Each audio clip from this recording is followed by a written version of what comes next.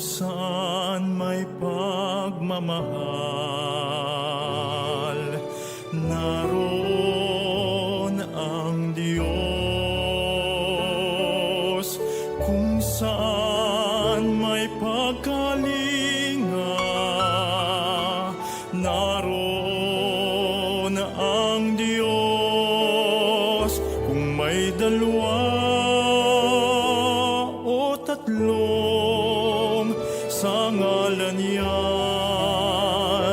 nagtitipon, ani Jesus, ako ay naroon.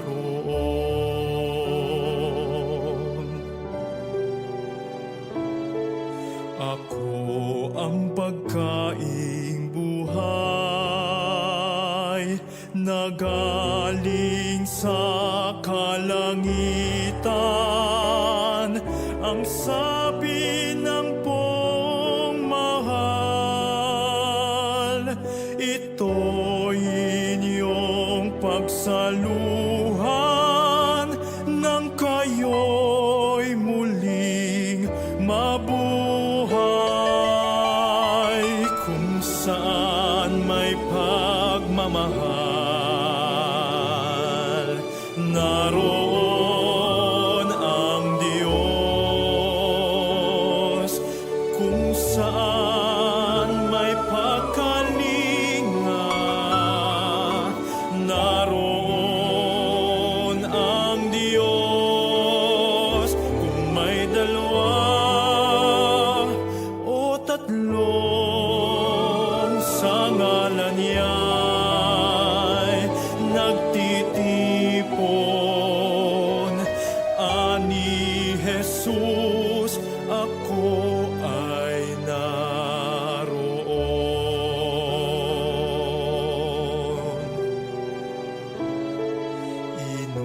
Inuming inihahai, dugo ni Kristong butihin, hinati-hating pagkai, katawang alay sa piging ni Jesus para sa atin. Kung saan may pagmamahal, naroon ang Diyos.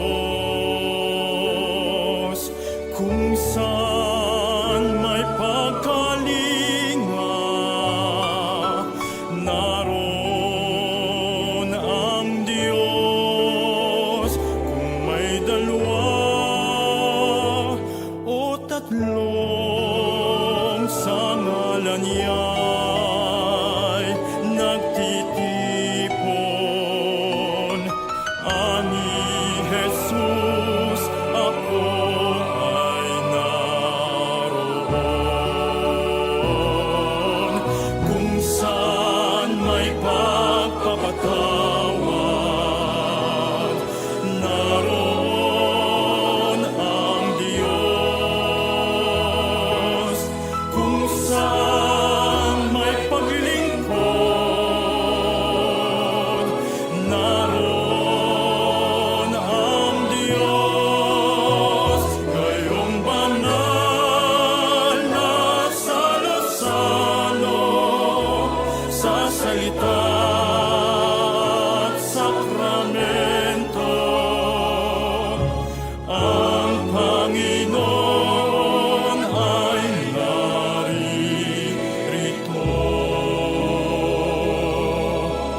Ang Panginoon ay naririto.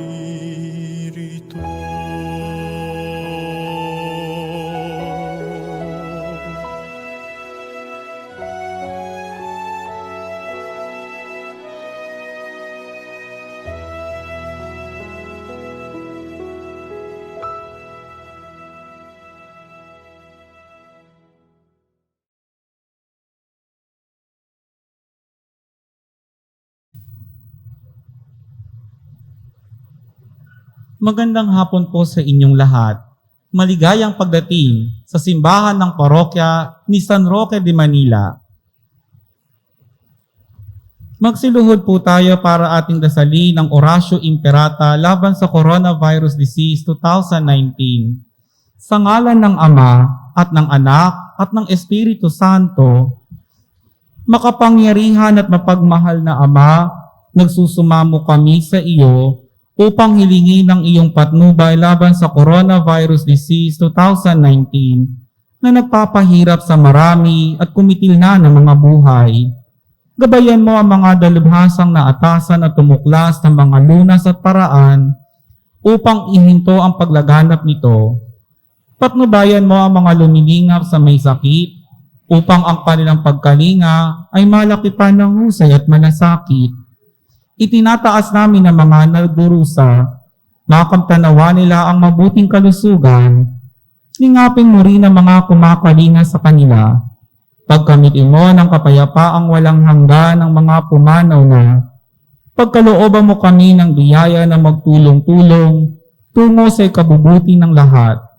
Pukawin sa amin ang pagmamalasakit sa mga nangangailangan. Nagsusumamo kami na iyong ihinto na ang paglaganap ng virus at ipag-adya kami sa lahat ng mga takot. Hinihiling namin ito sa pamamagitan ng Jesucristong anak mo na nabubuhay at naghaharing kasama mo at ng Espiritu Santo, iisang Diyos magpa sa walang hanggan. Dumudulog kami sa iyong patnubay o mahal na Ina ng Diyos. Pakinggan mo ang aming mga kahilingan sa aming pangangailangan at ipag-adya mo kami sa lahat ng kasamaan. Maluwalhati at pinagpalang Birhen, mahal na Birhen, mapagpagaling sa mga may sakit. San Rafael Arcangel, San Lorenzo Ruiz, San Pedro Calungsod, Señor San Roque, aming patron,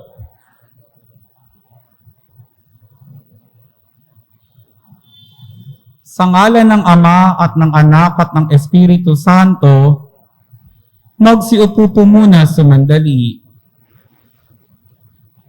Ang mga pamisa para sa banal na pagdiriwang ngayon ay alin na Dani and Josie Chua and family, Noel and Vicky Kalalang and family, Josephine Rata and family, Nida Alnas and family, Mirna Munoz Season, Eric Joel Munoz, Regina Mora, Elsa Tampus and family, Celis family, Dori Gizando and family, Feli Gatdula, Liza Corona, Baby Carillo, Albina family, Manlabaw family, Saron family. Pasasalamat at kahilingan ni Mrs. Divina Peralta and family, Amalia, Susan and Alfredo Ortiz, Joseph Emmanuel Cornista. Pasasalamat para sa lahat ng mga biyayang natanggap, Alin ni Mayet del Rosario and family.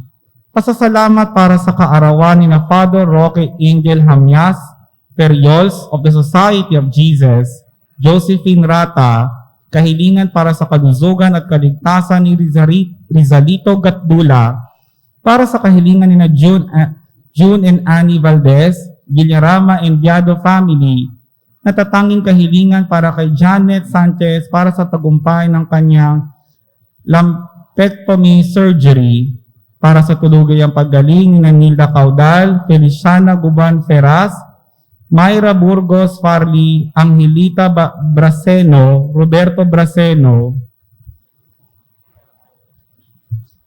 Para sa mga kaluluwa ni na General Hermogenes Peralta Jr., Trojan Peralta Sr., Dr. Edgar de la Fuente, Virgilio Freginal, Antonio del Rosario Sr., Natalia del Rosario, Edgardo del Rosario, Pepito Lau, Lira Nyola, Pasita Lau, Mayor Alfredo S. Lim, Amilita Castil, Mamerto de Jose, Suertina de Jose, Gregoria Marilag, Victoria Calig, Vicente Calig, Toreta Calig, Lourdes Calig, Fortunato Vivar, Gaspar Vivar, Cynthia Vivar, Francia Vivar, Rodolfo Angeles, Miguel Mora, Regina Alpares, Deones Mora, Eugene Mora, Delma Remoral, Manuel Cuisia, Saturnina Mateo, Edwina Cuisia, Cristino Valencia Sr., Paulo Oquendo, Samuel Melegrito, Gonzalo Catigan, Lolita Resurrección, Nancy Catigan, Renato Malunusan, Rufina Alo, Eduardo Magleo, Sherwin Noel Enriquez, Sixta Galarde, Mirna Landicho, Laureano M.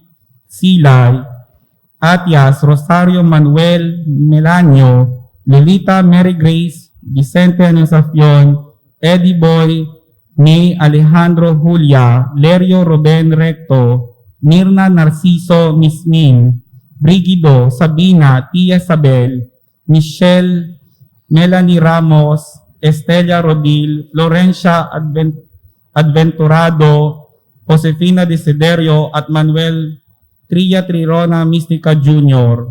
Ang ating pong mga family mass sponsors para sa ating Fiesta Mass ay sina Mayet del Rosario, Danilo and Josefina V. Chua and family, Noel and Vicky Kalalang and family, Josephine Rata and family, Nida Aldas and family.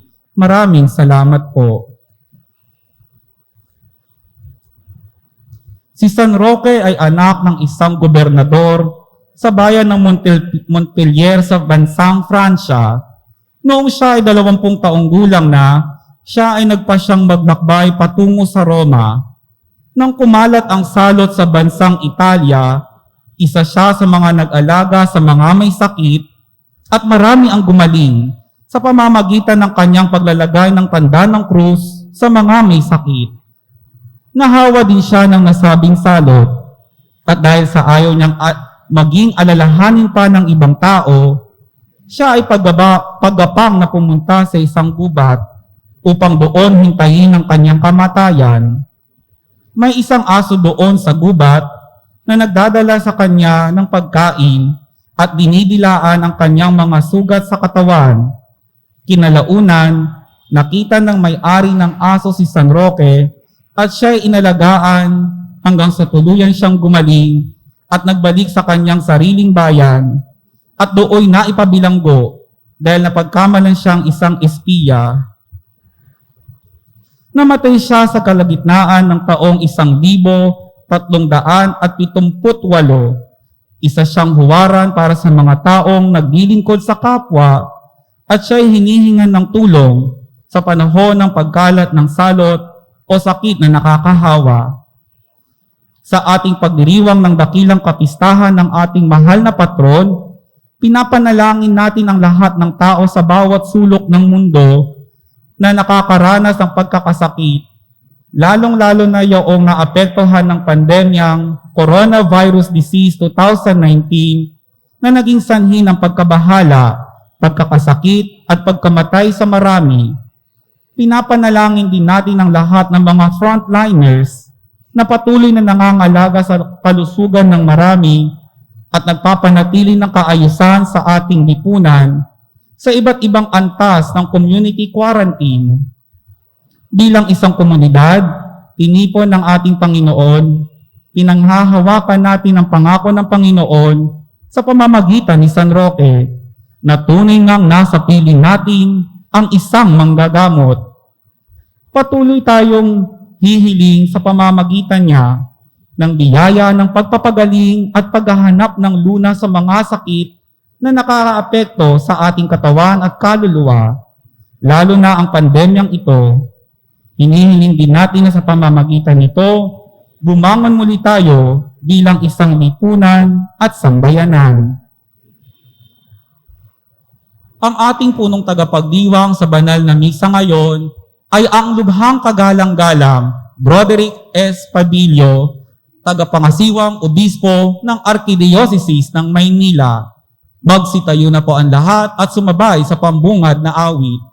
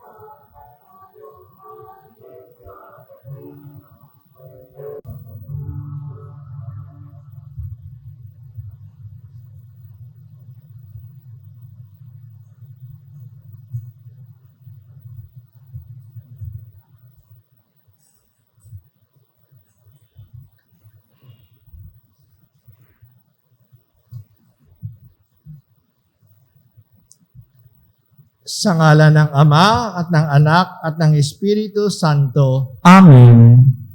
sumainyo ang kapayapaan. At sumaiyo rin. Happy Fiesta po sa inyong lahat. Happy Fiesta din po. Nakikisa po ako sa inyo sa parokya ng San Roque sa pagpuri sa Diyos sa santong ibinigay sa atin. Mga minamahal na kapatid, tinipon tayo ng Diyos Ama kay Hesukristo bilang isang sambayanang pinagbuklod ng Espiritu Santo. Sa araw na ito, inaalaala natin ang kapistahan ni San Roque, ang dakilang manggagamot na nasa ating piling, na patuloy na gumagabay sa atin, lalong-lalo na sa panahong ito ng pandemyang COVID-19. Nagpapasalamat tayo sa Panginoon na siyang nagkaloob ng lahat ng kabutihan at biyaya ng ating patron na si San Roque na ating ginugunita sa kapistahang ito. Nilikha tayo ng Diyos na kanyang kawangis, kaya't itinuring niya tayong katiwala ng lahat ng kanyang nilikha. Inatasan niya tayong pagyamanin ang lahat ng kanyang kaloob at mamuhay hindi para sa ating sarili, kundi para sa kapwa.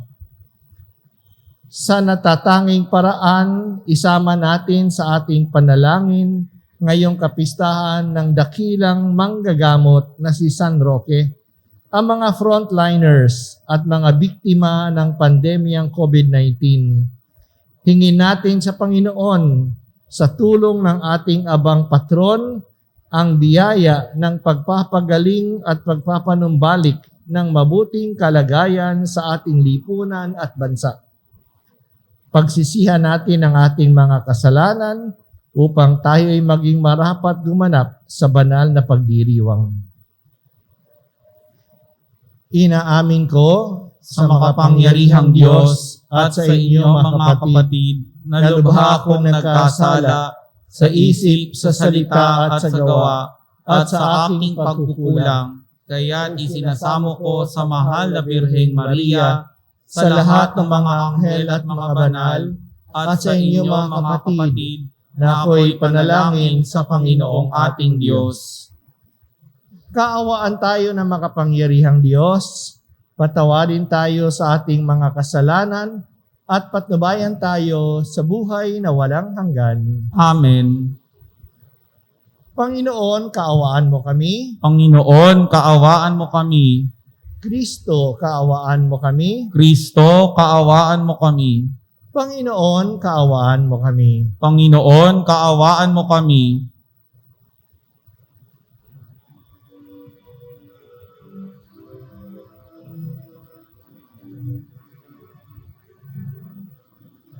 Papuri sa Diyos, papuri sa Diyos, papuri sa Diyos sa kaitaasan, at sa lupa'y kapayapaan, at sa lupa'y kapayapaan, sa mga taong kinalulugdan niya.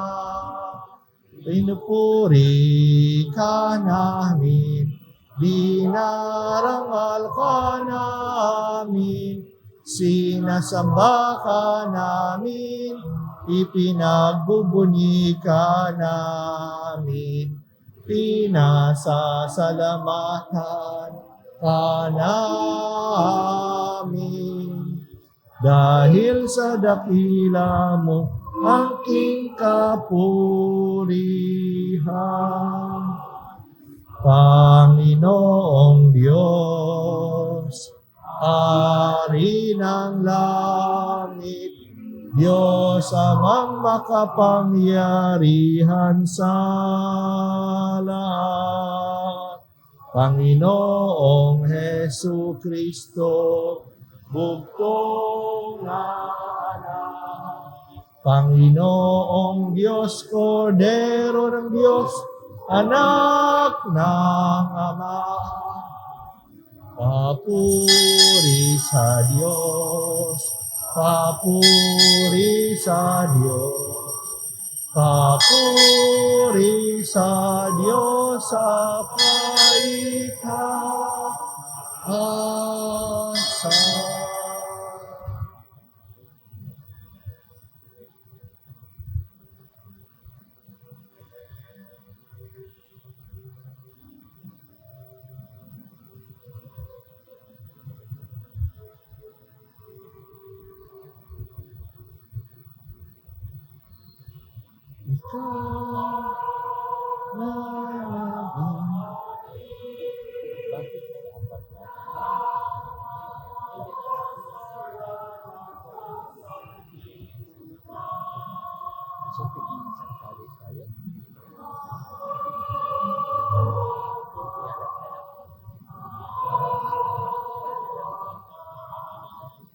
Sa amin.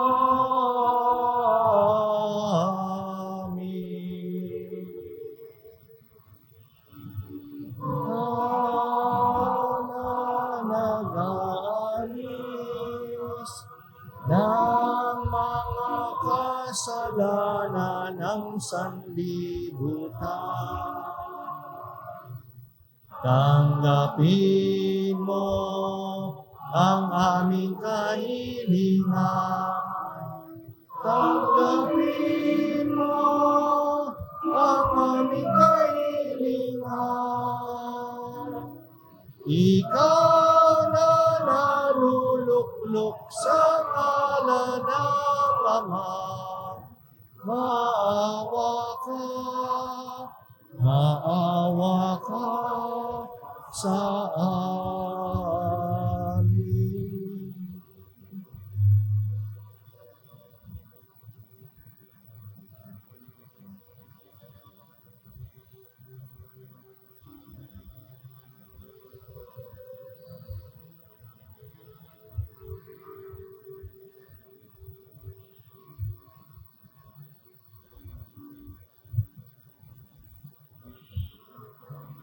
Papuri sa Diyos, papuri sa Diyos, papuri sa Diyos sa kaitaasan.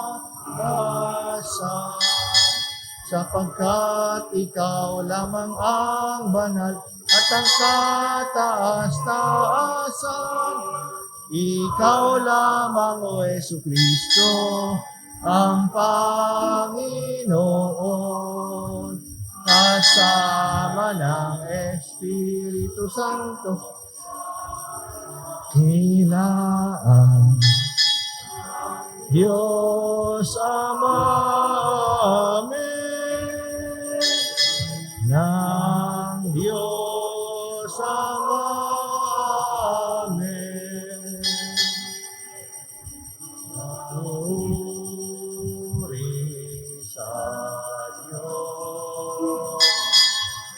Papuri sa Diyos, papuri sa Diyos sa kaitaasan.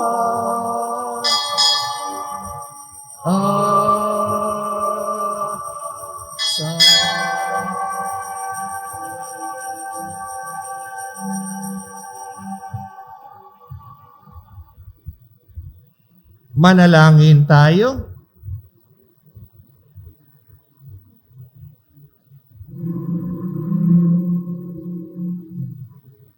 Ama naming makapangyarihan, ang pagkauliran at pag-aampon ng mga banal ay inilaan mo para sa kahinaan naming huwag kumadlang sa pagtahak sa landas ng kaligtasan. Ipagkaloob mong kaming nagpaparangal sa pagsilang ni San Roque sa kalangitan ay makadulog sa iyo sa pagtalima namin sa kanyang sa pagtalunto namin sa kanyang pinagdaanan sa pamamagitan ni Hesukristo kasama ng Espiritu Santo magpasawalang hanggan. Amen.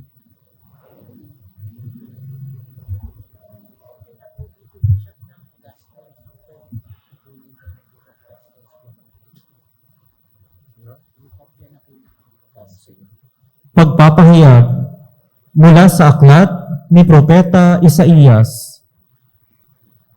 Ang sabi ng Panginoon sa kanyang bayan, ayon sa katarungan at laging matuwid ang inyong gawain, ang pagliligtas ko'y di na magluluwat, ito ay darating. Ito'y mahahayag sa inyong paningin. Ito naman ang sabi ng Panginoon sa mga dating dayuhan na ngayoy kabilang sa kanyang bayan, buong pusong naglilingkod sa kanya, nangingiling sa araw ng pamamahinga at matapat na nag-iingat sa kanyang tipan. Dadalhin ko kayo sa Sion, sa aking banal na bundok. Ipadaram ako sa inyo ang kagalakan sa aking templo. Tatanggapin ko ang inyong mga handog, at ang templo ko'y tatawaging bahay dalanginan ng lahat ng bansa. Ang salita ng Diyos. Salamat sa Diyos. Naway magpuri sa iyo ang lahat ng mga tao. Naway magpuri sa iyo ang lahat ng mga tao. O Diyos, pagpalain kami't kahabagan. Kami, Panginooy, iyong kaawaan. Upang sa daigdig mabatid ng lahat ang iyong kalooban at ang pagliligtas. Naway magpuri sa iyo ang lahat ng mga tao. Naway purihin ka ng mga nilikha, pagkat matuwid kang humatol sa madla. Ikaw ang patnubay ng lahat ng bansa. Naway magpuri sa iyo ang lahat ng mga tao. Purihin ka nawa ng lahat ng tao. Purihin ka nila sa lahat ng dako.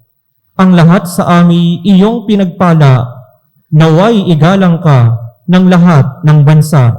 Naway magpuri sa iyo ang lahat ng mga tao. Pagpapahayag mula sa sulat ni Apostol San Pablo sa mga taga-Roma. Mga kapatid, ito naman ang sasabihin ko sa inyo, mga hentil. Yamang ako'y apostol ninyo, pinangangatawanan ko ang aking ministeryo upang mangimbulo ang mga kababayan ko at sa gayoy maligtas ang ilan sa kanila. Kung naging daan ng pakikipagkasundo ng sanlibutan sa Diyos ang pagkakatakwil sa kanila, ang muling pagtanggap sa kanila'y para na rin pagbibigay buhay sa patay. Ang Diyos ay hindi nagbago ng isip tungkol sa kanyang mga kaloob at pagtawag.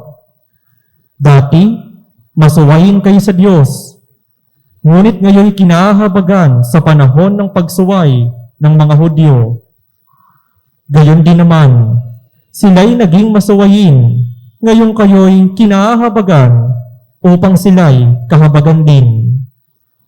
Sapagkat hinayaan ng Diyos na maalipin ng kanilang kasalanan ang lahat ng tao upang maipadama sa kanila ang kanyang habag. Ang salita ng Diyos. Salamat sa Diyos. Magbigay galang po tayo sa mabuting balita.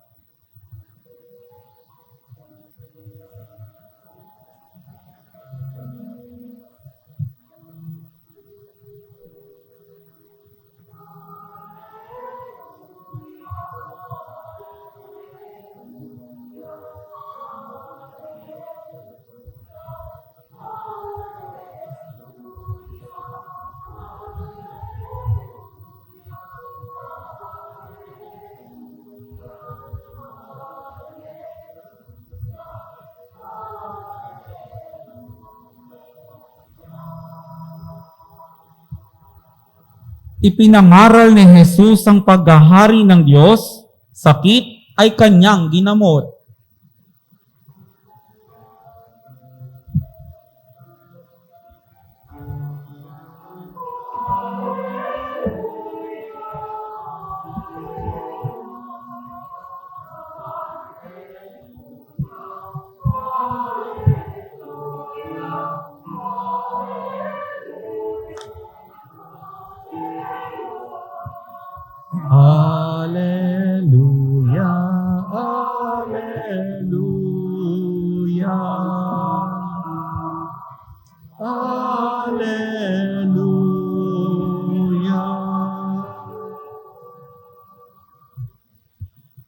Sumainyo ang Panginoon At sumaiyo rin. ang mabuting balita ng Panginoon ayon kay San Mateo. Papuri sa iyo, Panginoon.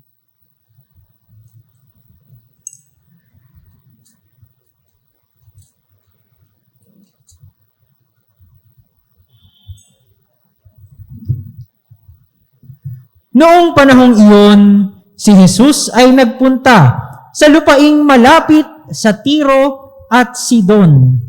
Lumapit sa kanya ang isang Kananeyang naninirahan doon at malakas na sinabi, Panginoon, anak ni David, mahabag po kayo sa akin. Ang anak kong babae ay inaalihan ng demonyo at masyadong pinahihirapan. Ngunit gaputok may di tumugon si Jesus. At lumapit ang kanyang mga alagad at sinabi sa kanya, Pagbigyan na nga po ninyo at nang umalis, siya'y nag-iingay at susunod-sunod sa atin.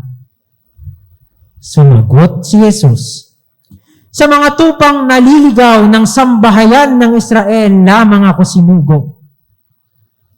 Ngunit lumapit sa kanya ang babae, lumuhod sa harapan at ang sabi, Tulungan po ninyo ako, Panginoon. Sumagot si Jesus, Hindi dapat kunin ang pagkain ng mga anak upang ihagis sa mga tuta. Tunay nga po, Panginoon, tugon ng babae. Ngunit ang mga tuta man ay nagsisikain ng mumong nalalaglag sa hapag ng kanilang Panginoon. Kaya't sinabi sa kanya ni Jesus, Napakalaki ng iyong pananalig. Mangyayari ang hinihiling mo. At noon di gumaling ang kanyang anak. Ang mabuting balita ng Panginoon. Pinupuri ka namin, Panginoong Hesukristo. Manatili po tayong nakatayo.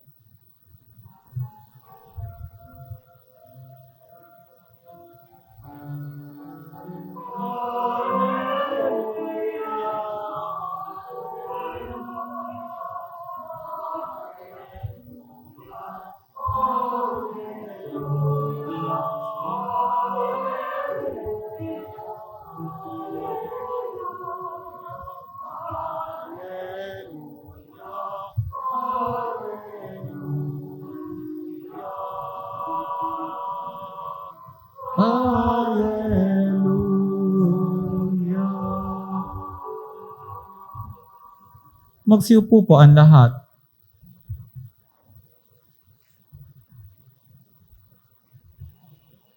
During times of great difficulties, such as during plagues and pandemics, we use all the resources we have in order to survive. One of the great resources that we have as people of faith is prayer.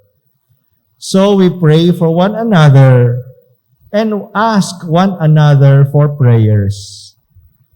Noong lumabas ang test result ko na ako ay may COVID at pinaalam ko ito upang maiwasan ang anumang sabi-sabi, kaagad napakaraming mga tao na nangako na ako'y ipagdarasal. I attribute my having passed through this crisis in a relatively mild way, without even any symptom of sickness and weakness, to the prayers of so many people. Prayer really works. If we are able to support and strengthen one another with our prayers, would not the prayers of those who are near to God, those who are already in heaven, help us all the more? So we call on the saints to pray for us. May mga paboritong mga santo tayong tinatawagan sa panahon ng salot. Sila ay naging paborito dahil sa sila mismo ay nakaranas ng salot o sila ay naglingkod sa mga dinapuan ng sakit o ang ilan sa kanila ay namatay sa salot sa kanilang pagtulong sa kapwa at naramdaman ng mga tao na mabisa ang kanilang mga dasal. Kaya mayroon tayong tinatawagang 14 Holy Helpers. They are Saint George, Saint Blaise, Saint Erasmus, Saint Pantaleon, Saint Vitus, Saint Christopher, Saint Denis, Saint Syracuse, Saint Acacius, Saint Eustache, Saint Giles, Saint Margaret, Saint Barbara, and Saint Catherine. Nandiyan din si Saint Rosalie at si Saint Aloysius Gonzaga na bata pang namatay at the age of 23 sa pagtulong niya sa mga may sakit sa salot sa Roma noong 1591. Pero dito sa Pilipinas, ang kilalang nilalapitan at tinatawagan natin ay si San Roque, na ngayong araw ay ang kanyang kapistahan. May 4 po tayong simbahan na San Roque dito sa Archdiocese. At pinagdiriwang natin ngayon ang kapistahan niya. Pero sa iba pong mga simbahan sa Archdiocese, ang mga misa bukas ay para kay San Roque upang parangalan siya at hingin ang kanyang tulong. Si San Roque ay isang French nobleman na tumanggi sa kanyang pagiging maharlika at iniwan ang kanyang palasyo at lupain ng kanyang pamilya sa Montpellier upang maging isang pilgrim. At noong unang panahon, kapag naging pilgrim, ibig sabihin maglalakad yan. Hindi yan sasakay sa eroplano o sa kotse. Naglalakad sa kanyang pagpipilgrimage patungong Roma, dinakad niya mulang France hanggang Roma. Marami siyang nadaanan ng mga bayan sa Italy na nakararanas ng salot. He always stopped and attended to the people who were sick. In one town, he himself got the wounds that are the signs of the plague. He went to the forest to die without bothering any people and without infecting anyone. He quarantined himself in a makeshift hut, but he did not die. A dog came to him, brought him food, and licked his wounds until he got healed. Nung siya ay gumaling na, patuloy pa rin siya na kumakalinga sa mga nagkakasakit dahil sa salot sa mga bayan na dinaanan niya. Namatay siya noong 1327 AD dahil sa kanyang kababaang loob, pagkamatulungin, at paging mapagbigay. Ang kanyang kayamanan ay pinamahagi niya sa mga dukha. Kinilala siya ng mga tao na isang santo. Dumating ang Black Death noong 1347, 20 years after his death. Maraming mga tao ang tumawag sa kanyang panalangin at marami ang gumaling. Napakatindi po ng pandemic ng Black Death. In 6 years, from 1347 to 1353, between 75 million to 200 million people died in Europe, Asia, and North Africa. Almost 1/3 of the population of those lands. Marami ang nailigtas sa mga tumawag kay San Roque. Ang pagtawag sa Diyos sa panahon ng kagipitan ay pinakita rin sa ating ebanghelyo ngayon. Lumapit ang isang dayuhang babae na humingi kay Jesus ng tulong sa kanyang anak na pinahihirapan ng demonyo. Hindi siya pinansin ni Jesus.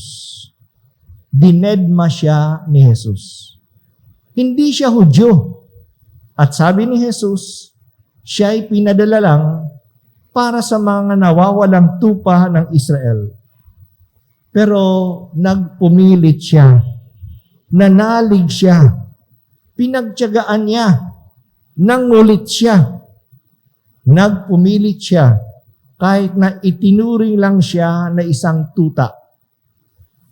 Ganoon kalakas ang kanyang tiwala dahil malaki ang kanyang pagmamahal sa kanyang anak na babae. Ang malaking pag-ibig ay nagdadala ng malaking tiwala. At ito ang kahinaan ng Diyos, ang ating ang ating pananalig at pag-ibig. Faith and love are the weaknesses of God. Kahit na wala sa plano ni Jesus, pinagbigyan niya ang babaeng Kananaita. Wika niya, napakalaki ng iyong pananalig, mangyari ang hinihiling mo. Ang punto ng Ebanghelyo ay hindi lang ang pananalig na nagpapagaling. Ang isang punto ng mga pagbasa ngayong linggo ay ayon sa Diyos, ang kaligtasan ay para sa lahat ng tao. Walang dayuhan sa mata ng Diyos. Yan din ang sinabi niya sa aklat ni Propeta Isaías na ating narinig sa unang pagbasa. Pati ang mga alay na mga dayuhan ay magiging katanggap-tanggap sa Diyos sa kanyang templo dahil aniya, ang templo ko'y tatawaging bahay dalaminan ng lahat ng bansa. Anuman ang lahi ng ibang tao, basta sila ay sumusunod sa kasunduan sa Diyos. Sila ay nangingilin, sila ay makatarungan at matuwid sa kanilang kapwa, sila ay kukupin ng Diyos. Sinabi din ni San Pablo sa ikalawang pagbasa natin na siya ay tinawag niyang Diyos upang maging apostol sa mga hintil, sa mga hindi Hudyo. Ngunit ang lahat ay kahahabagan ng Diyos, ang mga hintil o kaya ang mga Hudyo. Gusto ng Diyos na sakupin ang lahat sa kaligtasan. Is this not also what St. Paul wrote in his letter to the Galatians? There is neither Jew nor Greek. There is neither slave nor free person. There is not male and female, for you are all one in Christ Jesus. We are reminded of the universality of the Catholicity of salvation. Yan ang ibig sabihin ng Katoliko, bukas sa lahat. Ang grasya ng Diyos ay para sa lahat. Kailangan pa rin natin itong matutunan. Kaya ngayong taon sa ating simbahan sa Pilipinas, pinapaalaalahanan tayo nito. This is the year of ecumenism.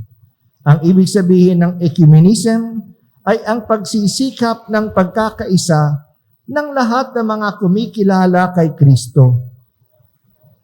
Ang nakakalungkot, kumikilala tayo kay Jesucristo na tagapagligtas, na siya ay tunay na Diyos at tunay na tao, pero nagpapangkat-pangkat pa tayo. Kami ay Katoliko Romano, sila ay Methodist, sila ay Evangelical, sila ay Pentecostal, at marami pang iba. This year is the year of interreligious dialogue. Kahit na anuman ang ating relihiyon, tayo ay mananampalataya. We are believers in God. So we do not need to keep away from each other, and much less to be antagonistic to each other. Christians against Muslims, Buddhists against Hindus, Hindus against Christians, at iba pa. This is the year of dialogue with indigenous peoples. Ang mga katutubo, ang mga lumad, ay mga Pilipino rin. Iba lang ang kulay ng kanilang balat. Iba ang pananamit nila. Iba ang pamumuhay nila, pero kapwa tayong Pilipino. Ang ating pagkakaiba ay nagpapayaman sa ating kultura. God accepts all. God created us all. We will all meet in God. We have also to learn this inclusivity even as Filipinos. Kasi dito, nagkakapangkat-pangkat pa rin tayo. Malakas sa atin ang regionalism. Ang unahin natin ay ang ating bansa, hindi ang ating region. Marami ang nabubulagan dahil sa kanilang region. Kahit na hindi tama ang ginagawa ng mga politiko, ng ibang mga tao sa bayan, okay pa sa atin. Kasi galing sila sa ating region. Bisaya kasi yan eh. Taga Mindanao kasi yan eh. Ilocano kasi yan. Bicolano kasi yan.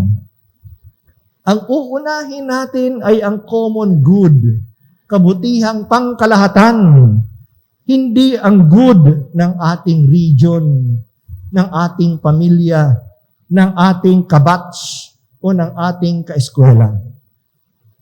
It is really a challenge to be Catholic, to be universal.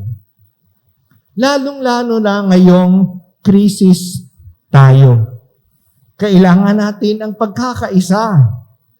COVID-19 is teaching us to be one. Let each one be counted. At isaalang-alang natin yung iba, hindi lang ang ating sarili. Isa lang dyan ang magpabaya at mai-infect niya ang marami. We are really connected to each other. Kaya wag natin sabihin ay mainit kasi yung face mask at hindi tayo mag-face mask. Kawawa naman yung iba na mai-infect natin. Because of this, we should always be concerned about the common good. Ang nakakagalit sa iskandalo ng PhilHealth sa panahon na marami ang nagkakasakit na kailangan ng mga ospital ang pondo, ang pera ng bayan, ang pera ng PhilHealth ay galing sa mga Pilipino, ay winawaldas pala. And it runs into billions. Where is the care for the common good here? God have mercy on us. So much injustice is being discovered here. Let us hope and pray that there will be no cover-up in the investigations being done, that those responsible be held accountable, and that the PhilHealth system be cleansed, and it be entrusted to really trustworthy and competent people. Sana hindi mauwi ang mga investigasyon sa wala, tulad ng nangyari noon sa mga dialysis centers anomaly, tulad ng mga anomalies sa overpricing ng PPEs sa DOH. Ano ang nangyari sa mga investigasyong ito? Nagtatanong lang po. There are people who may say, namumuliti ka na naman si Bishop. Panghihimasok ba ito? Na ito'y dapat concern ng lahat ng mananampalataya? Si Jesus ay nagpapagaling noon at nagpapagaling pa ngayon sa pamamagitan ng mga kamay ng mga doctors and nurses natin. Kasama ng ating mga dasal, ipaglaman din natin na mga doctors at hospitals should receive the necessary support and budget which PhilHealth partly provides. God wants all to be saved. Hindi dapat mapahamak ang mga mahihina na kailangan ng treatment at manggamot dahil sa walang pera ang PhilHealth. Hindi ba dapat concern ng ating pananampalataya na ang mga resources ng gobyerno para sa mga may sakit ay magamit ng maayos? Hindi ito usaping politika. Usapin ito ng katarungan at pagmamahal sa mga mapapabayaan kung patuloy na mawawala ang pera ng PhilHealth. Pope Francis wrote from Evangelii Gaudium, and I quote, "The church's pastors have the right to offer opinions on all that affects people's lives, since the task of evangelization implies and demands the integral promotion of each human being." End of quote. The issue of health, the issue of corruption, the issue of good governance affect people's lives.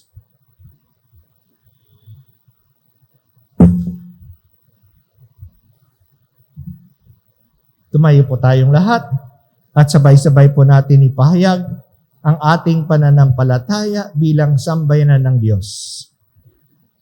Sumasampalataya ako Sa sa Diyos amang makapangyarihan sa lahat, na may gawa ng langit at lupa. Sumasampalataya naman ako kay Hesu Kristo, iisang anak ng Diyos, Panginoon nating lahat. Nagkatawang tao siya lalang ng Espiritu Santo, ipinanganak ni Santa Mariang Birhen, pinagpakasakit ni Poncio Pilato, ipinako sa krus na matay ni libing, nanaog sa kinaroonan ng mga yumao, nang may 3 araw na buhay na maguli, umakyat sa langit, naluluklok sa kanan ng Diyos amang makapangyarihan sa lahat. Doon magmumulat paririto at hukom sa nabubuhay at namatay na tao.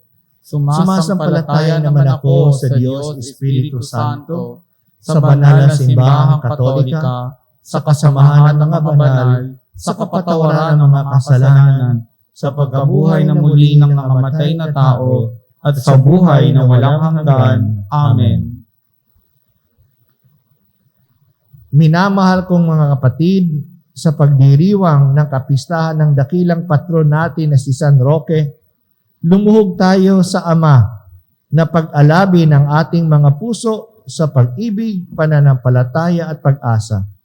Sa bawat panalangin ay ating itutugon, Panginoon, dinggin mo ang aming panalangin. Panginoon, dinggin mo ang aming panalangin. Ang simbahan naway maging kapanipaniwalang tanda at kasangkapan ng pag-ibig ng Diyos.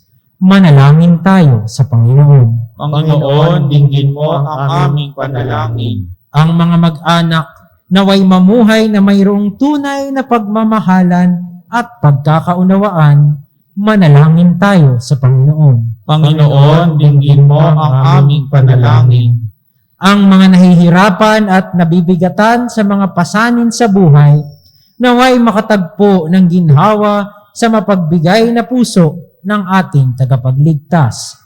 Manalangin tayo sa Panginoon. Panginoon, dinggin mo ang aming panalangin. Upang sa paggunita natin ngayon ng kapistahan ng ating patrong si San Roque, naway mahubog tayo sa mga halimbawa niya na may sigasig sa pagkakawang gawa sa ating kapwa at puso para sa mahihirap.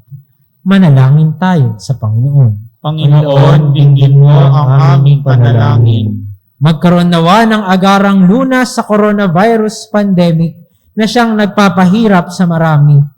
Upang hilumin na ng Panginoon ang mga may sakit, bigyan ng sapat na lakas ang mga kumakalinga sa kanila, mga doktor, nurse at iba't ibang uri ng frontliners, at tulungan tayong magsumikap sa pananampalataya.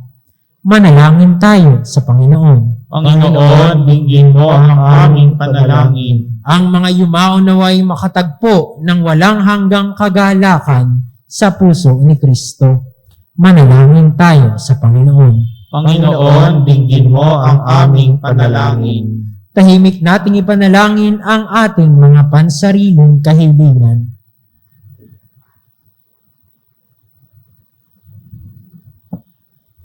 Manalangin tayo sa Panginoon. Panginoon, dinggin mo ang aming panalangin. Ama naming mapagkalinga, dinggin mo ang panalangin ng bayang nananalig sa iyo. Patatagin mo kami sa pananampalataya, pag-ibig at pag-asa. Hinihiling namin ito sa pamamagitan ni Kristong aming Panginoon. Amen.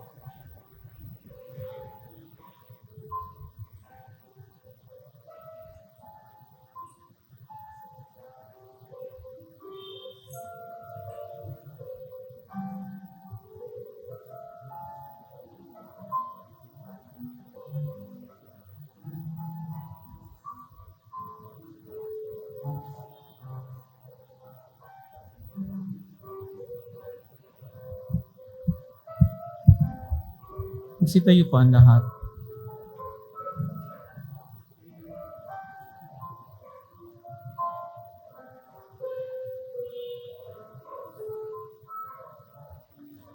Manalangin kayo mga kapatid upang ang paghahain natin ay kalugdan ng Diyos amang makapangyarihan. Tanggapin nawa ng Panginoon itong paghahain sa iyong mga kamay sa kapurihan niya at karangalan sa ating kapakinabangan at sa buong sambayanan niyang banal. Ama naming lumikha, pakundangan sa paghahaing inihanda, ngayong si San Roque ay ginugunita. Pagkalooban mo kami ng pagpapala ng kapayapaan at kaisahan sa pamamagitan ni Hesukristo, kasama ng Espiritu Santo, magpasawalang hanggan. Amen.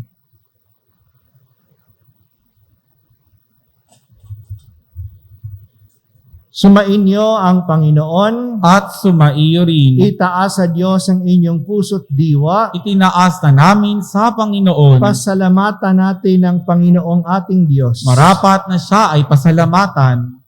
Ama naming makapangyarihan, tunay ngang marapat na ikaw ay aming pasalamatan, ngayong aming kagalakan na si San Roque ay parangalan. Ang pagpaparangal sa iyong kabutihay, lagi mong pinaaalingaw-ngaw sa iyong sambayanan, sa pagkakaroon ng mga kaanib na maaasahan at tapat tulad mo sa pananagutan. upang magbunga ang punyagi ng iyong anak na sa iyong pag-ibig kami makatulad. Ang mga banal na tao'y tumutulong sa lahat sa pagbibigay halimbawa't pananalangin wagas. Kaya kaysa ng mga anghel na nagsisiawit ng papuri sa iyo, nang walang humpay sa kalangitan, kami nagbubunyi sa iyong kadakilaan.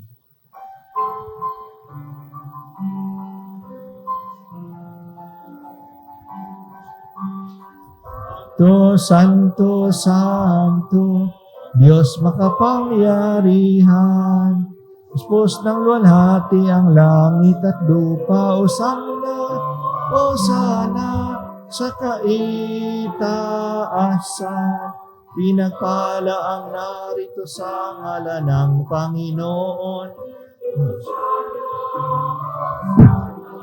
Sa kaitaasan, O sana, sa kaitaasan.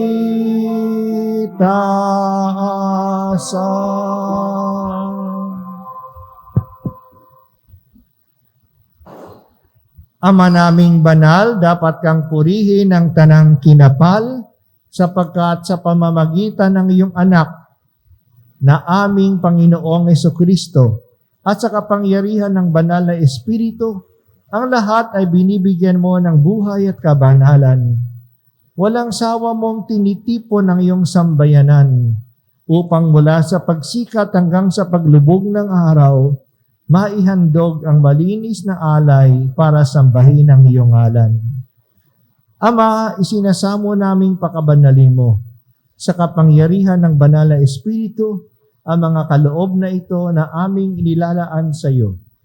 Ito nawa ay maging katawan at dugo ng iyong anak at aming Panginoong Hesukristo na nag-utos ipagdiwang ang misteryong ito.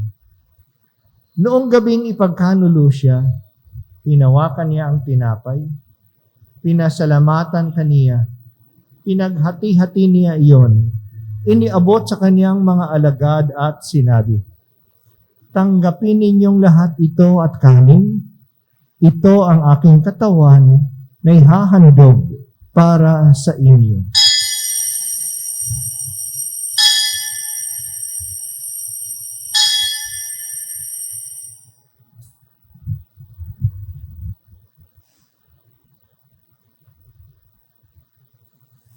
Gayon din naman nang matapos ang hapunan, hinawakan niya ang kalis, muli kaniyang pinasalamatan, iniabot niya ang kalis sa kanyang mga alagad at sinabi, "Tanggapin ninyong lahat ito at inumin.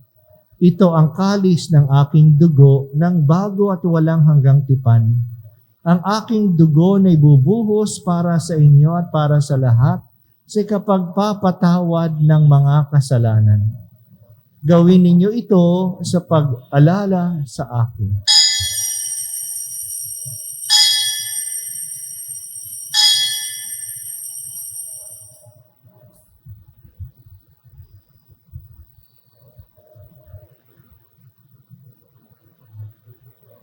Ipagbunyi natin ang misteryo ng pananampalataya.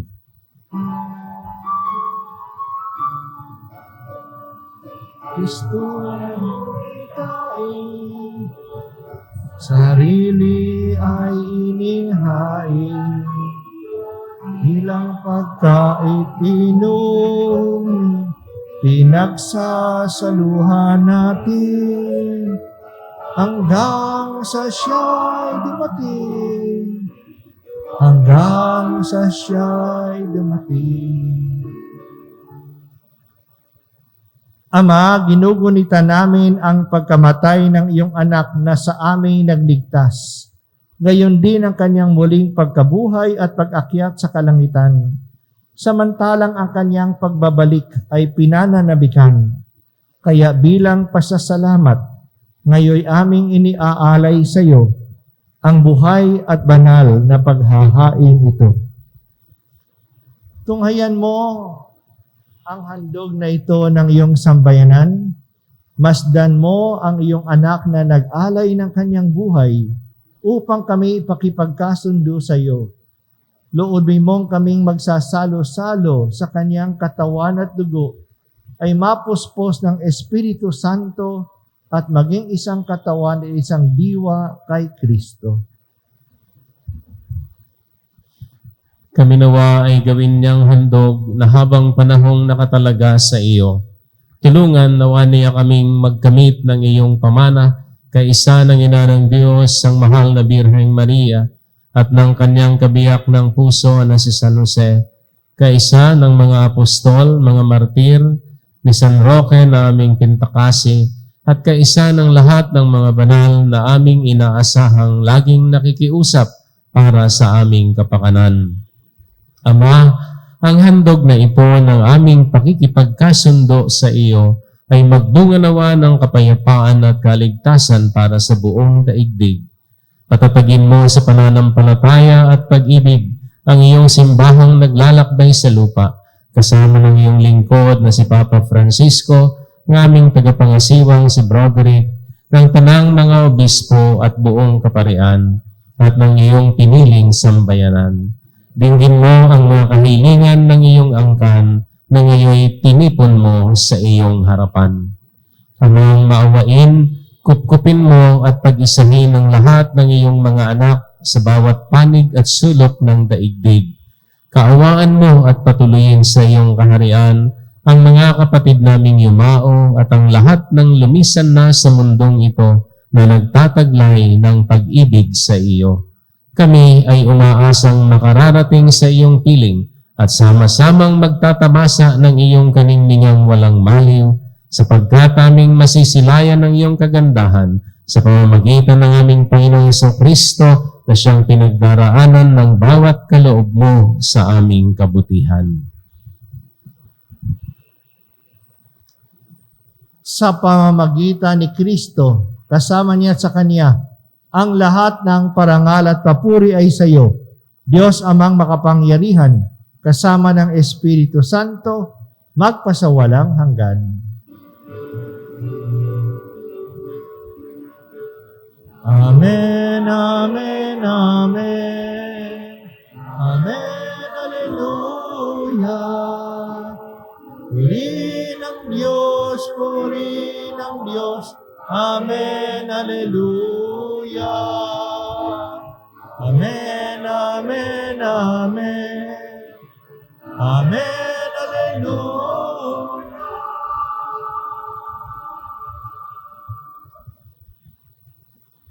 Sa tagubili ng manakagagaling na utos at turo ni Jesus na Panginoon natin at Diyos, ipahayag natin ng lakas loob.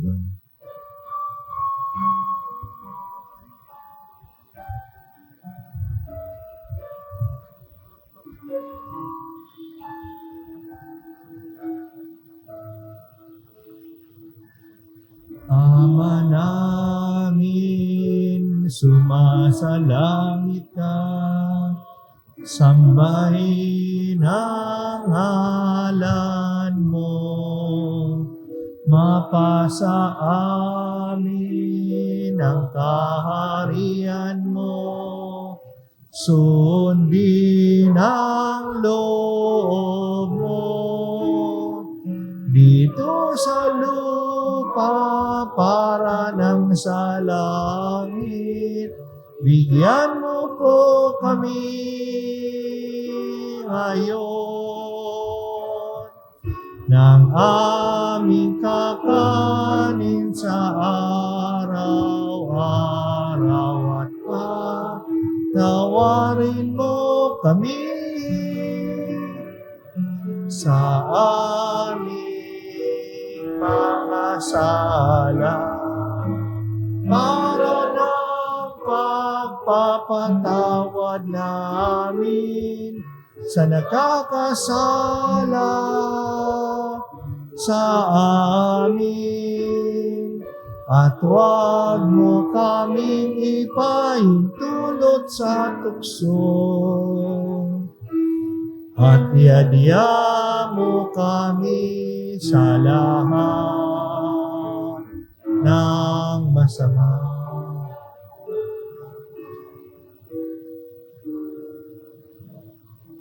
Hinihiling namin kami iadya sa lahat ng masama, pagkalooban ng kapayapaan araw-araw, iligtas sa kasalanan at ilayo sa lahat ng kapahamakan, samantalang aming pinananabikan ang dakilang araw ng pagpapahayag ng tagapagligtas namin, si Hesu Kristo.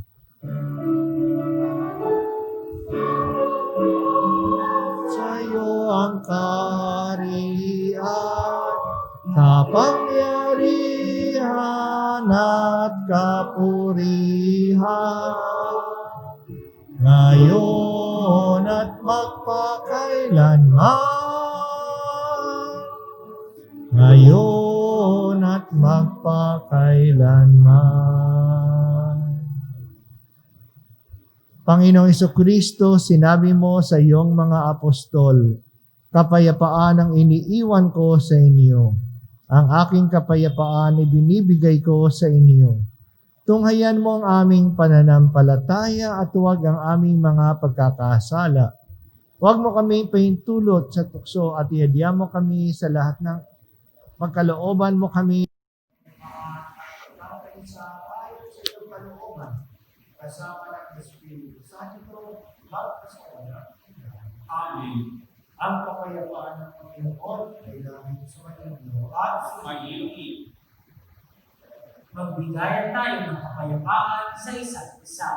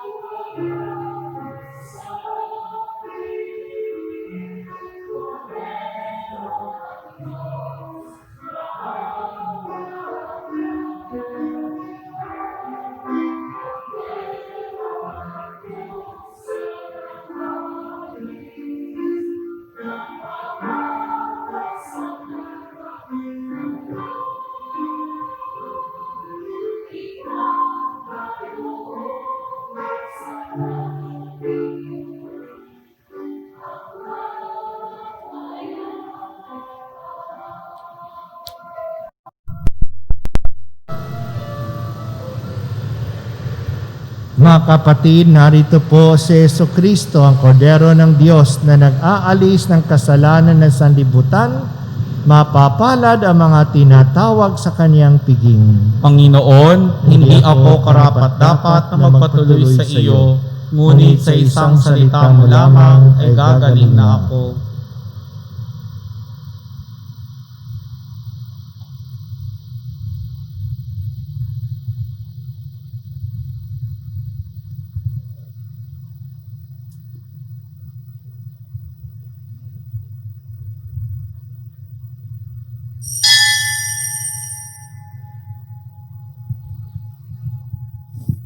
Ang katawan ni Kristo. Amen. Para sa mga magkukumunyon, wag na ho kayong umalis sa inyong lugar. Lalapit po kami. Pag magkukumunyon po, tatayo kayo. Pag hindi, manatili na lang po nakaluhod or nakaupo.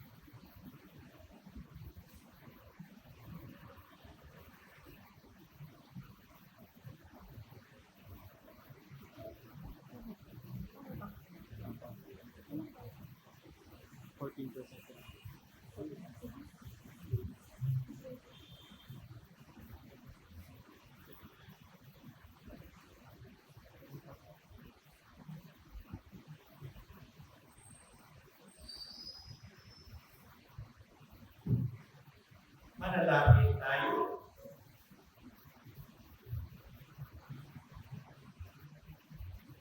Ama namin mapagmahal, ang aming pakikinabang ngayong binubulita si San Roque ay magpapanagawa sa aming kalooban upang kami maging dapating makasalo sa iyong pamamagitan ni Heso Kristo kasama ng Espiritu Santo magpasawalang hanggan.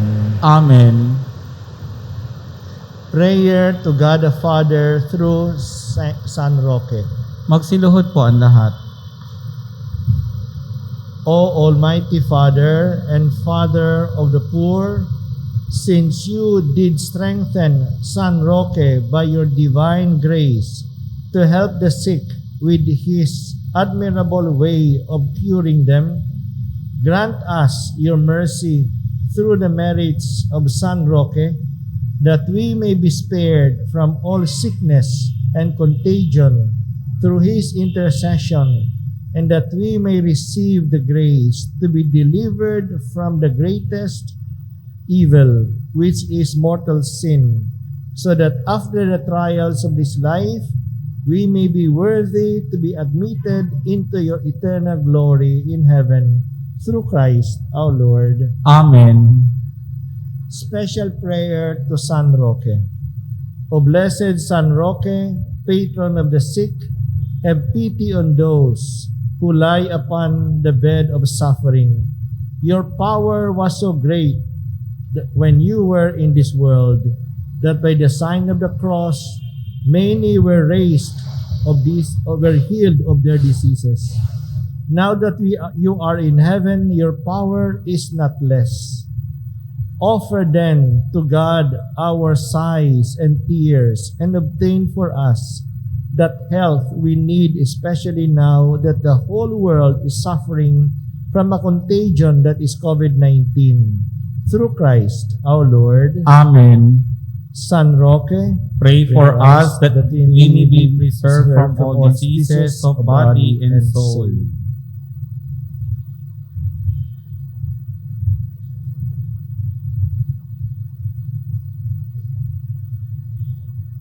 Please be seated. Pakinggan po natin ang pahayag ng mga obispo ng CBCP tungkol po sa kalagayan ngayon. Ito po ay galing po sa dalawang komisyon ng CBCP, Commission on Seminaries and Commission on Catholic Education, na sinang-ayunan naman ng pamunuan ng CBCP. Lord, what must we do? From the Gospel according to St. Mark. Joint pastoral message. COVID-19 to teachers, educators, seminary professors, seminarians, and the Catholic faithful. This school year. Brothers and sisters in Christ, in the midst of the pandemic agitating us to restlessness and fear, we greet you. Peace be with you. We are going on a stormy journey, and our boat seems too fragile for the strong winds. Jesus was in the stern, asleep on a cushion. They woke him and said to him, "Teacher, do you not care that we are perishing?" He woke up, rebuked the wind, and said to the sea, "Quiet, be still." The wind ceased, and there was great calm. Then he asked them, "Why are you terrified? Do you not yet have faith?"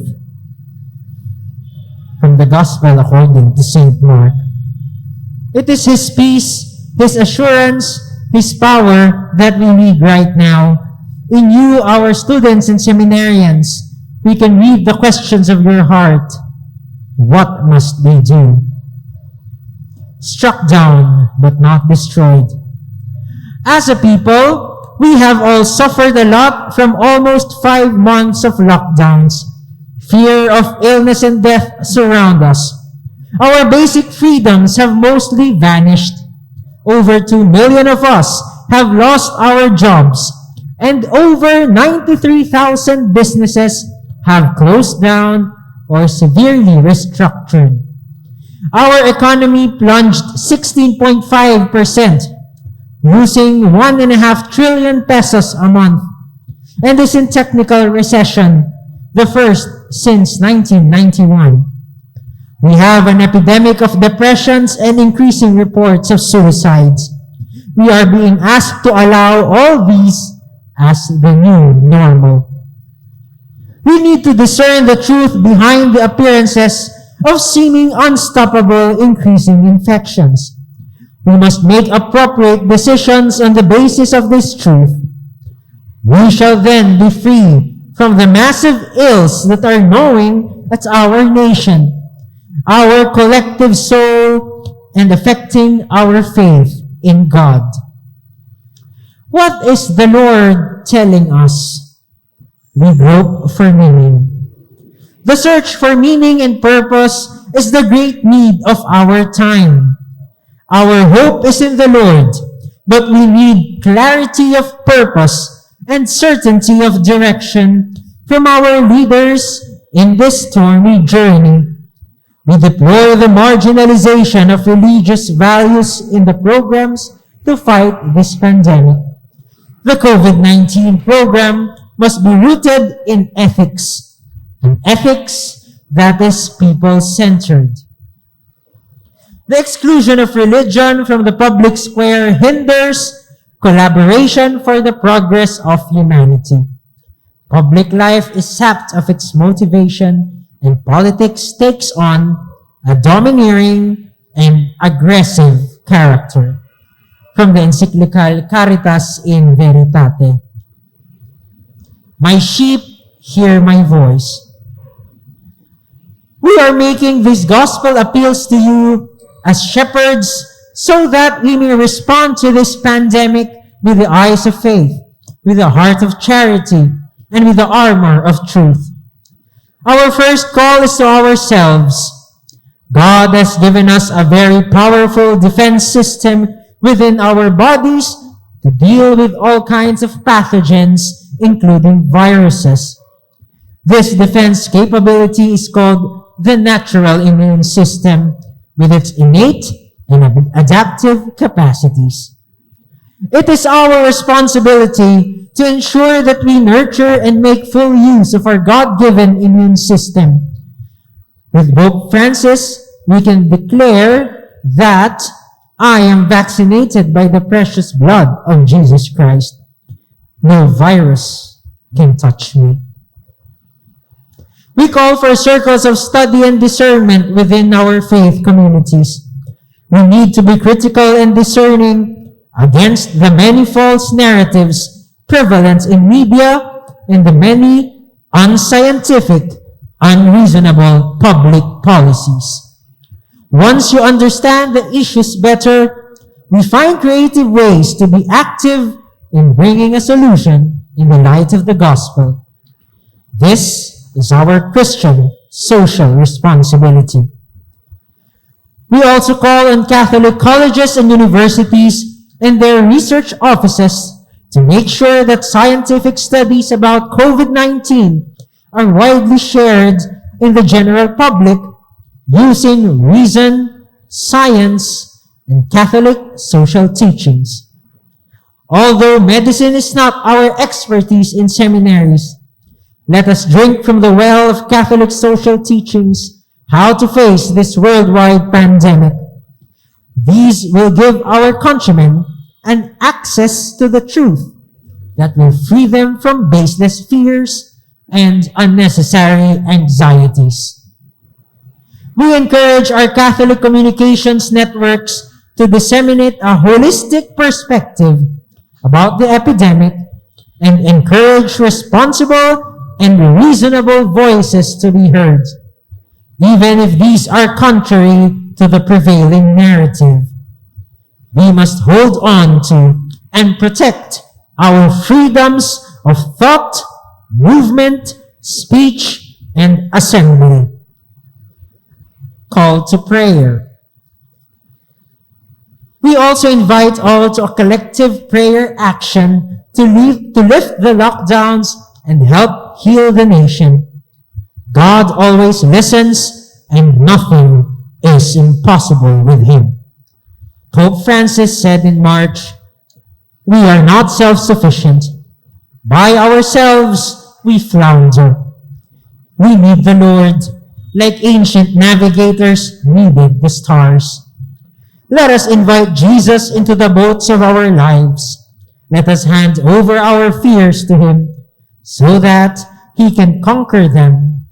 Like the disciples, we will experience that with him on board, there will be no shipwreck.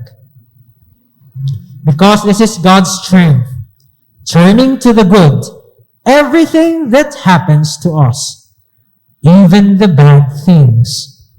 He brings serenity into our storms, because with God, life never dies." We appeal for a massive and nationwide campaign for 10 Hail Marys daily in our schools and seminaries, parishes and communities. Starting August 15, the Solemnity of the Assumption, until September 15, the Feast of Our Lady of Sorrows, to be prayed at 12 noon, wherever you may be. To the nation and to society. To all our brethren who share our concern for the nation and the world, even if we do not share a common Christian faith, we also make these appeals. We plead with our friends in media to balance their coverage of the COVID-19 crisis. The science and facts have evolved away from the original narrative that caused and surrounded the lockdowns. Be truly independent and fearless. Follow the truth wherever it may lead. We call on government officials to be more open to the new scientific insights and global experiences around COVID-19, even if these may challenge one's belief systems and preferred approaches to managing the epidemic. Let us learn from the success stories of our neighbors from the ASEAN with political humility and collective honesty. We appeal to the Interagency Task Force for a more participatory approach that is open to the wisdom and experience of various professionals, scientists, and physicians, as well as genuine and constructive representatives of business, civil society, and local government units. The nation understood that the government had no choice 5 months ago but to roll out extreme measures of quarantine to protect the lives of its citizens from a little understood threat. Continued endless lockdown is unnecessary given the declining and comparatively insignificant death rates and faulty tests. A cure for COVID-19 is already available. Dozens of countries around the world have lifted their lockdowns and schools have opened. We appeal for the upgrade of the capacity of hospitals and rationalize the use of limited hospital spaces. Be more precise in targeting who should receive priority in hospital care. Focus our strategy in protecting the most vulnerable sectors of society, including the senior citizens and people threatened with other morbidities. More than anyone else, we bow in homage and gratitude to our medical frontliners who have laid down their lives that others may live. We plead to parents and teachers to attend to the special needs of our children under these extraordinary times. Our children will be children only for a few years. Let us ensure their balanced growth and formation of the mind, body, and soul. They need sufficient physical activities, enough sleep, and right nutrition. Their neural, mental, emotional, and social development are primary. There is a bigger and brighter world beyond the virtual world that our children have been accustomed to during the lockdowns. Resist the culture of death. The long shadows of death have fallen upon our country. The summary execution of the defenseless poor, the violence against women and children at home and in public life, the reckless tampering of our nation's ecological balance, the puzzling unabated increase of illegal drugs, the unsolved plunder of public funds, the glorification of contraception and abortion, the growing number of jobless and hungry families, the erosion of basic courtesy, respect, and the numbness to the vulgar, the long shadow of death is cast upon our land. This is a regime of death, and darkness seems to be enjoying its fine hour. Refuse to get discouraged. Rise up to hope in the Lord. With firm faith, we declare, even though I walk through the valley of the shadow of death, I will fear no evil, for you are with me. Your rod and your staff comfort me. Sincerely yours, signed Socrates B. Villegas, Archbishop of Lingayen, Dagupan, Chairman, Episcopal Commission and Seminaries. Signed Roberto C. Maliari, Bishop of San Jose de Nueva Ecija, Chairman, Episcopal Commission on Catechesis and Catholic Education. Endorsed by, signed, Pablo Virgilio S. David, Bishop of Caloocan, Acting President, Catholic Bishops Conference of the Philippines.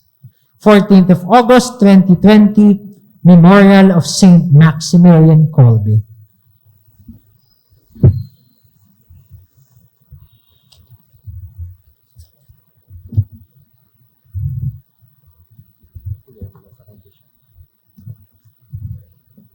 Hello? Gutom na kayo? Pagkatapos nun ng misa, kakain tayo ha. Kain kayo sa inyo, kain kami dito. Ano? Pwede naman na online tayo para at least para tayo magkakasalong kumain. Well, una ho ay babalitaan ko lang kayo isang magandang balita at the same time mabigat na responsibility. Kahapon ay dineklara ni Bishop na yung 4 ho na simbahan na ang patron ay San Roque, 4 na simbahan sa Archdiocese of Manila, San Roque de Manila, San Roque de Sampaloc, San Roque ng Mandaluyong at San Roque ng Pasay ay idineklara ho na Archdiocesan Churches of Intercession during this pandemic. Ayon ho sa text, ay basahin ko lang po, while all parishes are churches of intercession, these parishes under the patronage of San Roque will take the lead in organizing devotional and liturgical activities as well as other appropriate programs that will serve the sick, the frontliners, and the poor during this time of pandemic in the Archdiocese of Manila. We beg the Almighty and merciful God, the source of all life, health, and healing, to look with compassion on our world brought low by the coronavirus pandemic. We ask Him to protect us in the midst of all of the great challenges that assail us, and in His fatherly providence, grant recovery to the stricken, strength to those who care for them, success to those working to eradicate this scourge, and grow in faith and charity as disciples of the Lord. Let us implore the prayers and intercession of the Blessed Virgin Mary, health of the sick, and San Roque during this time of pandemic. Yun po yung text. Para lang ho, simpleng maintindihan ninyo, kasama na po kayo ng mga parokyano ng San Roque na intercessors para sa buong mundo, para sa buong Archdiocese. Kaya ho, pag magdarasal kayo, simula ngayon, hindi na lang para sa inyo. Kasama na rin po yung mga taga-ibang parokya, taga-ibang diocese at sa buong mundo. So, magtulong-tulong po tayo. Kumbaga, let us storm heaven with our prayers, invoking the powerful name of San Roque, patron of the sick. At ang kanyang expertise ay laban sa peste at anumang mga salot katulad na itong pandemic. Maglalathala po kami ng mga gagawin. Actually, simula bukas ay bawat pare ay may mga oras na ng Holy Hour, At bawat madre, buti ho tayo, may mga madre dito, kasama ho sila sa pananalangin. At mayroon ho tayong mga live sa streaming ng mga liturgical activities, katulad ng araw-araw na novena kay San Roque and Rosary. At meron din po tayong online counseling and online praying over sa mga may sakit, COVID man o hindi, during this time of pandemic. So, ang mahalaga po, let us own this responsibility, Bilang mga taga-parokya ng San Roque, hindi na lang po kayo nagdadasal para sa sarili, na maligtas. Pagdasal na rin po natin ang ibang mga parokyano o mga parokyano sa ibang lugar. Alam niyo po kahapon, umikot tayo kasama sa San Roque. Ipinasok ko sa Chinese General Hospital. Ang dami ho doon nagpapaswap pala ng oras na yun.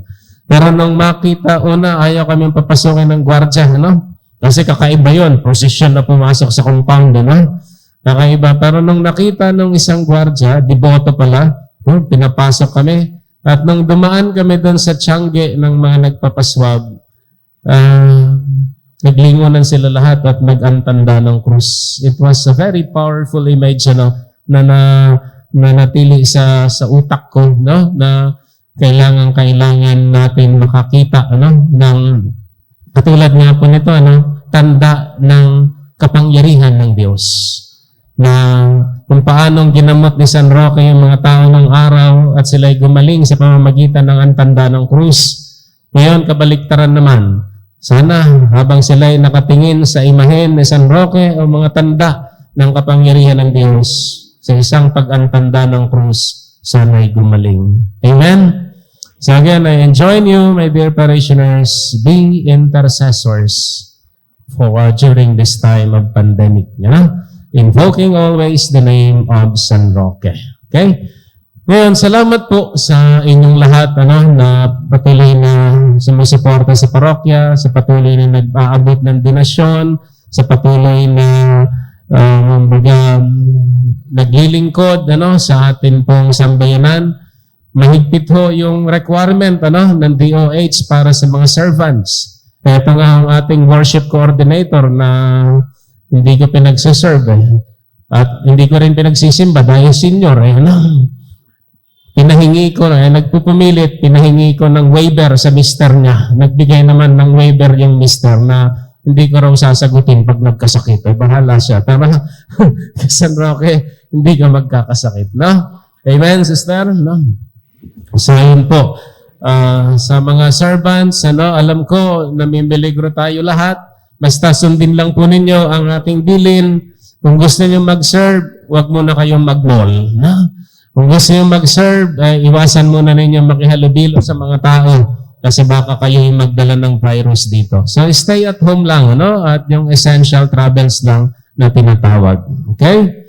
At sa mga barangay na patuloy na nakikipagtulungan sa atin, maraming salamat po. Ang barangay na nasasakupan na nakakasakop sa simbahan, sa building na ito, ay nagluluksa dahil ang aming chairman ay si Makabilang Buhay, 4 na araw ang nakakalipas. So, as intercessors, pagdasal din po natin si Kapitan Pasyon na sana ay pagkalooban ng Diyos, ng biyaya ng langit.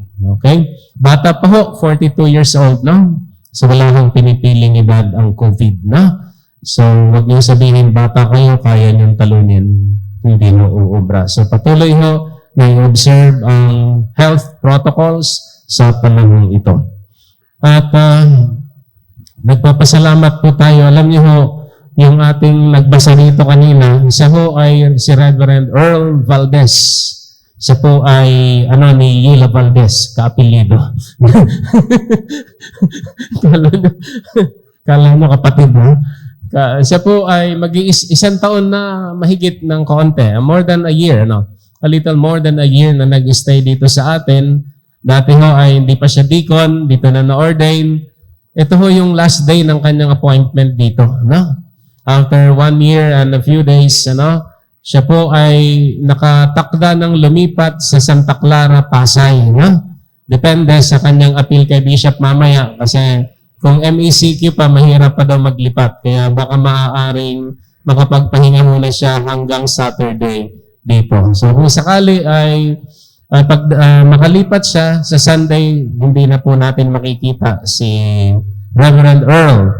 Pagdasal po natin na magkaroon kami ng obispo na permanente na para mapag-usapan ng kanyang ordination. Dapat may dadasalin pa kami rito yung prayer for a new Archbishop of Manila. Pero hindi na namin dinadasal kasi andyan na si Bishop. Baka tuloy-tuloy na. Okay lang ba sa inyo? Tuloy-tuloy na si Bishop?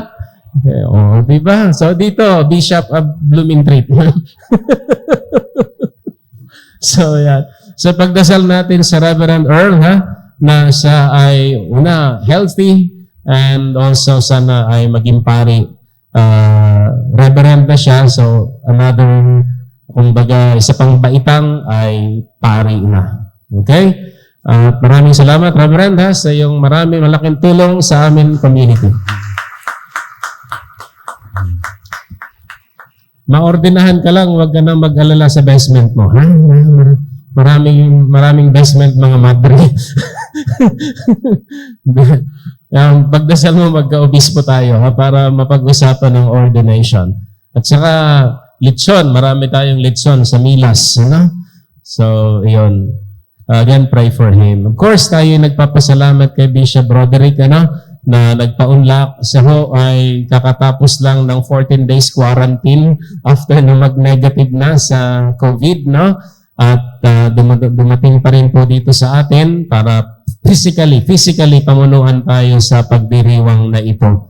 Patuloy po natin siyang ipagdasal, at patuloy po natin suportahan ang kanyang mga turo sa atin sa Archdiocese of Manila at ang kanyang mga advocacies. Ang mga advocacies po ng simbahan ay hindi advocacy na para lang sa pari o sa obispo. Ang ipinaglalaban po ng simbahan, katulad ng ilang mga pronouncements ni Bishop, ay kayo, Nung kanina nabanggit na yung scam o yung mga masasamang nangyayari sa PhilHealth, ay kayo ho ang masigit nangangailangan nun, hindi kami. Kasi kami, may hospital ho ang Maynila. Kayo ang nangangailangan nun. Pagtahimik kayo, tuwang-tuwa ang mga magnanakaw. Nagsasalita ang obispo, nagsasalita ang pare, pagbibintangan pa ninyo ng namumulitika, nangingialam sa gobyerno. Pero ang hindi niyo po alam, kayo ang ipinaglalaban. Nagsasalita kami ang mga obispo para sa inyo. Sana ho, magkaintindihan tayo ron. So, pray for the advocacies of the church and of course, for our bishop na nagkasakit nga po. Sana tuloy-tuloy ang kanyang paglusog at paglakas ng katawan para patuloy siya na makapaglingkod po sa ating lahat. Mahaba na po, pasensya na po kayo. Pero piyesta naman, kaya happy piyesta po sa inyo.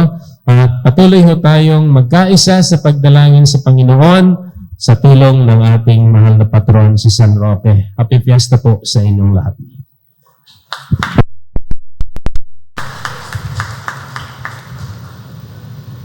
Sumainyo ang Panginoon At sumaiyo rin. at pagpalain kayong lahat ng ating makapangyarihang Diyos, Ama, Anak, at Espiritu Santo. Amen.